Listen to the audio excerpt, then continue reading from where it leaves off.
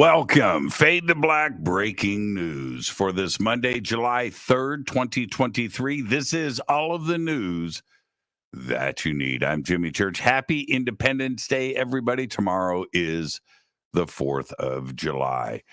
And don't forget to help support the news, this program, and our show, Fade to Black, by getting your Fade to Black T-shirts and the new Game Changer membership. The links are below. Get your Fade to Black T-shirts. We shipped all weekend long. That's right. Get your shirts today. They're all autographed. All right, let's get straight to it. On this day in history, 1985, the day the world changed, because the film Back to the Future, directed by Robert Zemeckis and starring Michael J. Fox as Marty McFly, was released in American theaters. 1985. Incredible. Here's your Fader fact. There are more than 200 languages that have been invented just for television and movies. And every 2 weeks, a real language or dialect goes extinct. And that is your Fader fact. Let's get to the breaking news. This was announced over the weekend, and it was pretty nuts.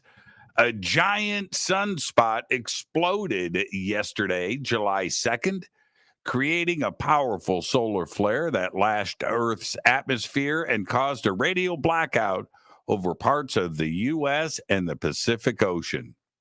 The solar flare erupted from sunspot AR 3354, which is 7 times the width of the Earth.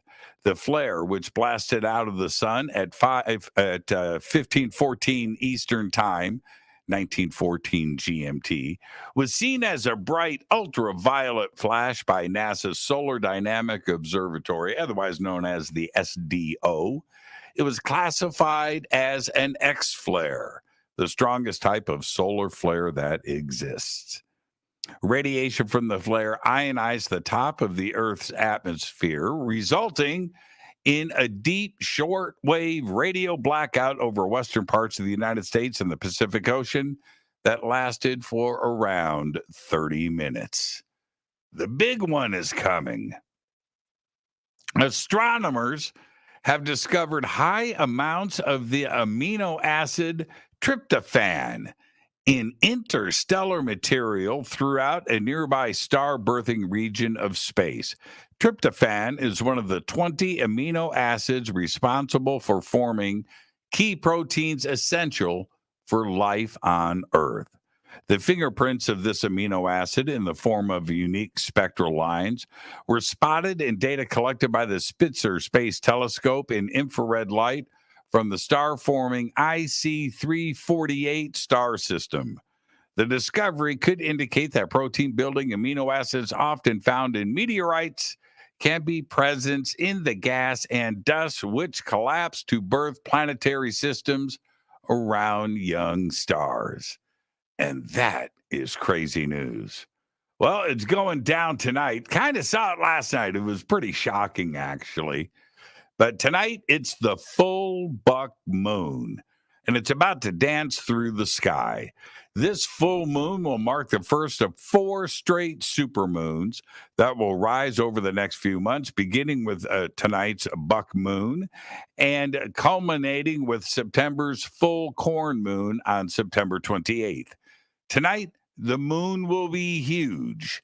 It's 14,000 miles closer to Earth than normal.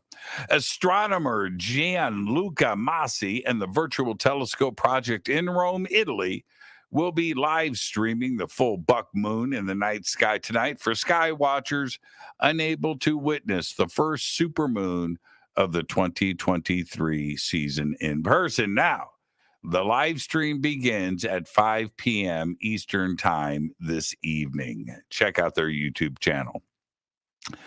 The White House has opened the door for a plan to block sunlight from hitting the surface of the Earth in a bid to halt global warming.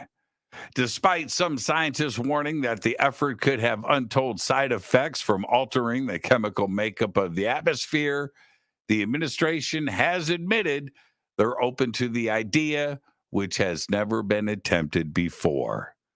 Check this out. In a report released Friday by the White House, officials suggested limiting sunlight to rapidly cool the planet, a process known as radiation modification, otherwise known as SRM. The administration added that a note of skepticism to the report by noting that Congress ordered it, insisting it has not made any decision on geoengineering anything. That's nuts. It continued with the report noted several ways authorities could look into achieving SRM, such as, and check this out, to significantly increase the amount of aerosols in the stratosphere, which would reflect the sun rays from the planet. That's right. Can you say chemtrails? There you go. A SpaceX-backed startup, their electric flying car became the first to get FAA approval for flight tests. The company is called Ayla Aeronautics, is already taking orders for the car that's going to start at about $300,000. And Ayla CEO Jim Duchovny says that he expects the car to be available in 2025. Due to evolving FAA restrictions tied to flying cars, Ayla said its certification limits the locations and purpose for which it is permitted to fly. The Ayla Flying Car has both street driving and vertical takeoff capabilities. It is designed to fit within existing urban infrastructure for driving and parking.